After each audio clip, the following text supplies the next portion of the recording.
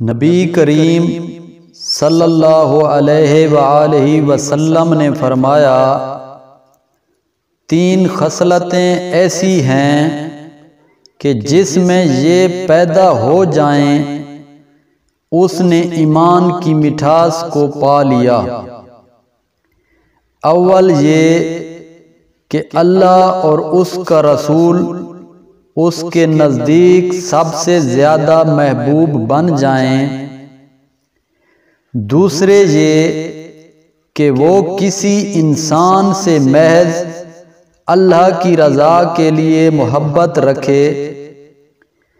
तीसरे ये कि वो कुफ्र में वापस लौटने को ऐसा बुरा जाने जैसा कि आग में डाले जाने को बुरा जानता है।